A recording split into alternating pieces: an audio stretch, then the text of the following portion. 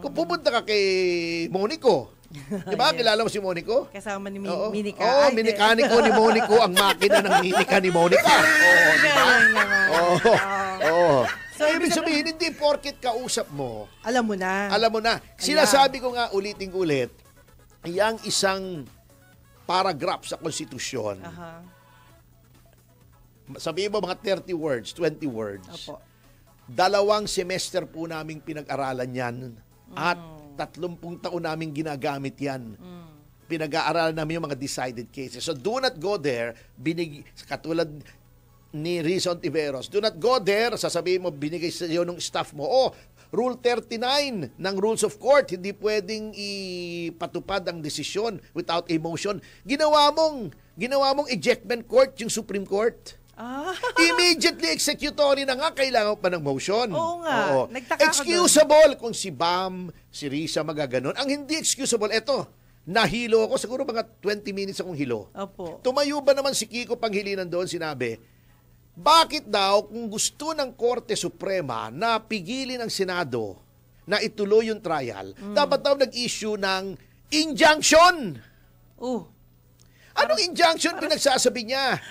Unang-una, certiorari yun. Ayun. Pangalawa, nakalagay na nga immediately executory. Oo nga po. Ano pang kailangan mong injunction? Sinopla tuloy siya ni Chis Escudero. Opo. Sabi, well, there is nothing to enjoin. We have no jurisdiction. Oh, ibig sabihin, okay yon kung si Risa o si Tito Soto o si Bam ang hindi nakaintindi. Pero si Kiko Pangilinan, abogado, ayun. ano Hindi siya sinasabi ko? updated. Not all lawyers are created equal. Hindi niya, pero sobra namang kengko yun. Tama. Over naman yun. Wala akong kilalang abogadong ganun ka-ignorante sa principles of law. Immediately executory, bakit kailangan ng injunction? Haller! Baka yun ang advisor ni Senator Soto. Yun nga, sasabihin. Naunahan mo lang ako eh. Sorry. Sorry. Yun lang yung pumasok. Palagay ko yung legal luminary na nagsabi sa kanya, pwede mong i-disregard yung desisyon ng Korte Suprema. Diyos ko po, Kiko. Magkamag-anak yan eh.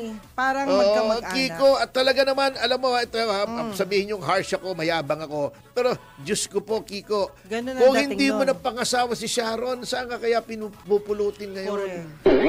Dapat si Injunction? Sharon Really? na lang. Really? Really? Alam mo, nakikinig ako, nasa Century Hotel ako. Naka-earpods ako Nashock ka. para hindi ako makaabala. Opo. Nung sinabi ni Kiko Soto, ano? Really? Nagulat yung mga tao. Sabi, sorry po ha. Hindi ko talaga mapigil. Anyway.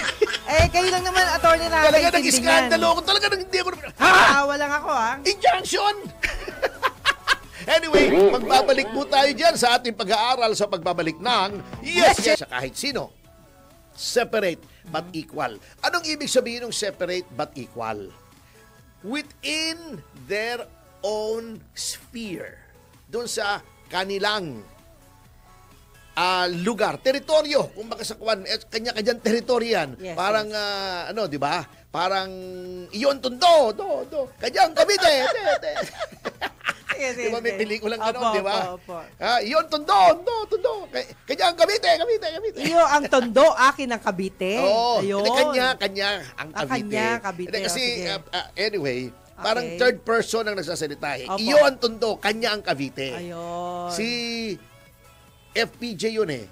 At okay. saka yung tatay ni Bong, si Si Ramon Ramon Revilla. Revilla Sr. Oo, si Yes. Senior, Opo. okay.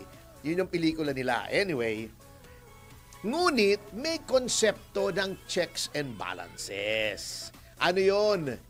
Yung para hindi nga manaig, para maging equal ang lahat, okay, ay may checks and balances. Ano yung checks and balances?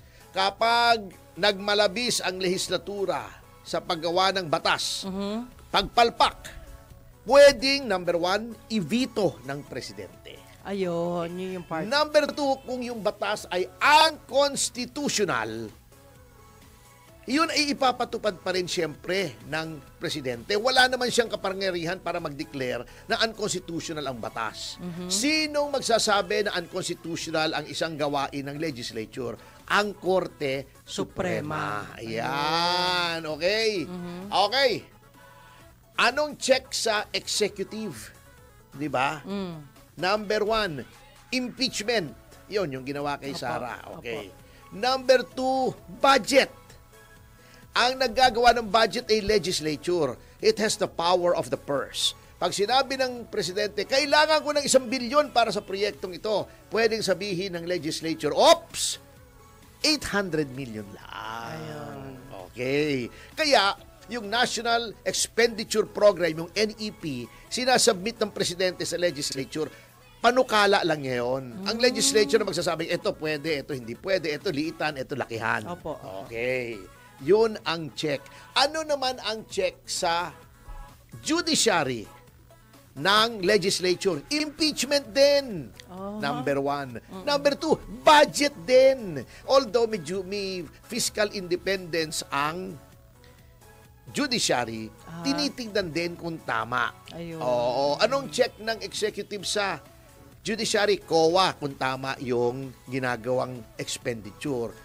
Para wag lang lumabis. Ayun. Ano ang power ng legislature sa check and balance? Isa lamang. Hindi siya humahawak ng budget. So, hindi niya pwedeng bawasan yung budget ng kabila, ng Pangulo. Opo. Hindi niya pwede habang ginagawa ang batas Opo. ng legislature. Halimbawa, nagdidebate. Ako may panukalang batas na lahat ng pangit ay doble ang tax. Hindi mo pa pwedeng questionin yun habang yun ay nasa loob ng legislature. Opo. Hindi, sinasabi ko na extreme example para obvious. Yan. Sige. Unconstitutional yun eh. Obviously. Yes. O lahat ng pangit. O anong batayan nyo ng pangit? O lahat ng kamukha ni Laila de Lima ay mas malaki ang tax. Okay. Okay.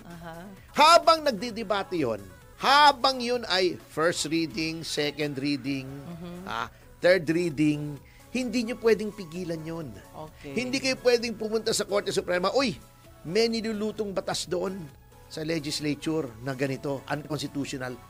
Hindi pa batas. Hindi nyo siya pwedeng pigilin kahit anong sabihin nila roon. Dinala sa presidente para pirmahan. Pigilin nyo. Huwag nyo padala sa presidente. Hindi pa rin pwede. Pinirmahan ng presidente, naging batas. Pwede nyo nang questionin ngayon kasi tapos na yung trabaho ng legislature. Batas na, applicable na sa lahat. Kahit sinong mamamayan pwedeng sabihin, unconstitutional yung batas na yan. Ipabaliwala mo. Ayan. Okay, ganun din. Yan po ang power ng judicial review. Ayun. Nagmula yan sa Amerika. Opo. Ang American Constitution kasi walang nakalagay na yung katulad ng Section 1, Article 8 ng Constitution natin. Walang nakalagay doon. So, noong 1800s, hindi klaro na may power of judicial review ang Korte Suprema ng Amerika. Ayun. Doon lamang sa kasong Marbury versus Madison, kay Chief Justice John Marshall, ang ponente. Yeah. Sinabi niya, kasi ang storya noon, merong inappoint ang Pangulo ng Amerika. Yes. Yung secretary niya ng Interior ayaw i-issue yung appointment papers. Sabi ni Marbury, uy, mandamos, dapat i-issue nung secretary kasi inappoint na ako ng presidente. Ayun. Kinwestiyon, bakit ka pupunta sa korte para ipa-issue sa akin?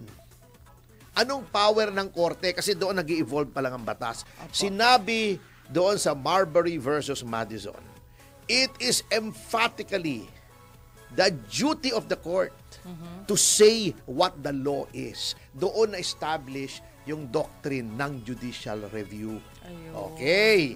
Dinala yon dito sa Pilipinas. Yung noong 1935 Constitution, 1973 Constitution. Okay.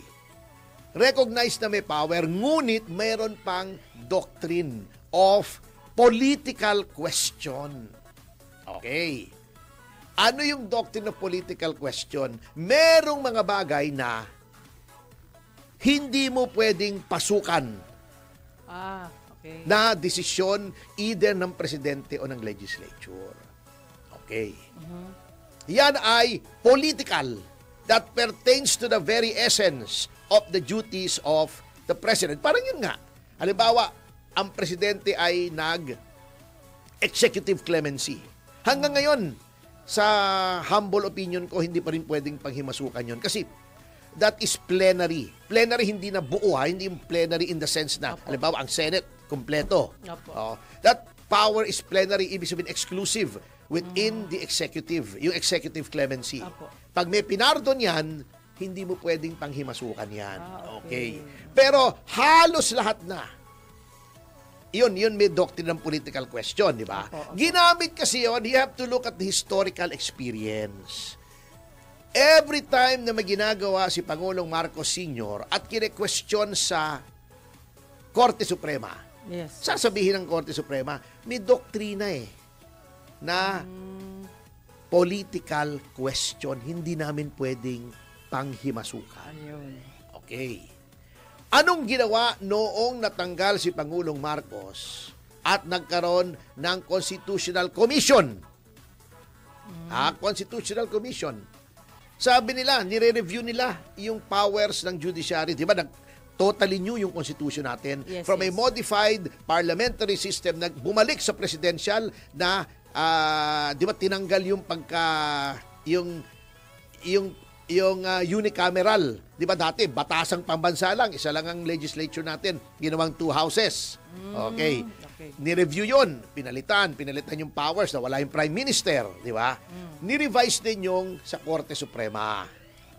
Sinabi nila, ano bang dapat na power ng Korte Suprema? May nagsabi, dapat palawakin natin ang power ng Korte Suprema. Bakit? Kasi laging yung political question, ayaw mag-decide ng Supreme Court. Minsan, nang-aabuso na yung executive o yung legislature, ayaw pa rin kumilos ng Supreme Court. Di ba?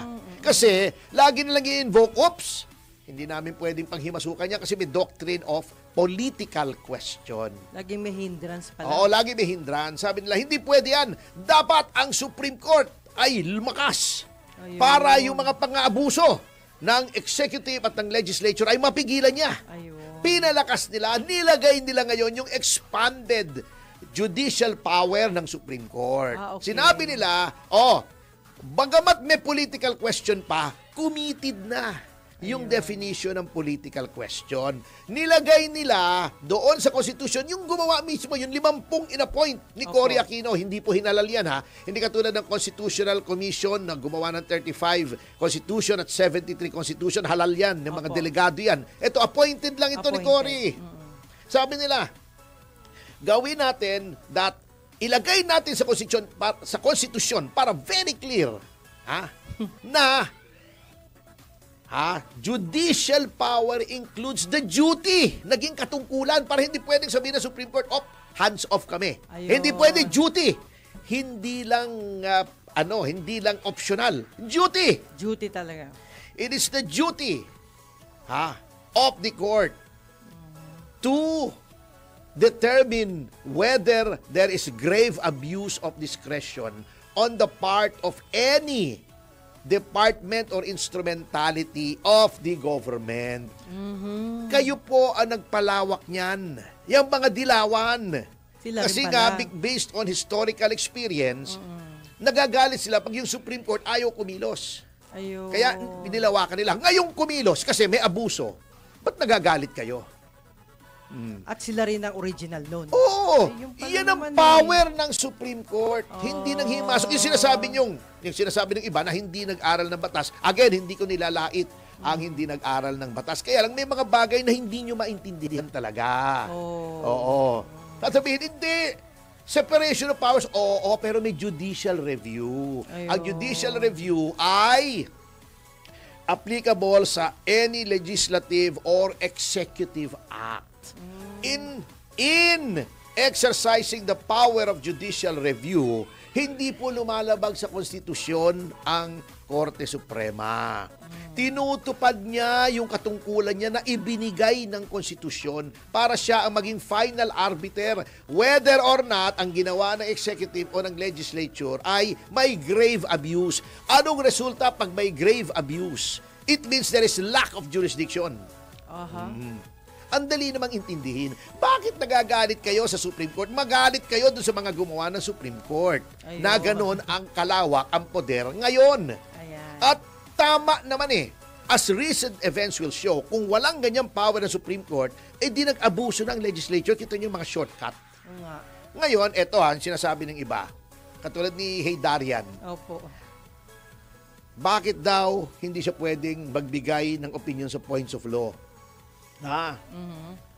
Nakakausap daw niya mga legal luminaries. Wow. Oo, kaya qualify daw siya. Pero teka muna. Ako, araw-araw halos may kausap akong doktor.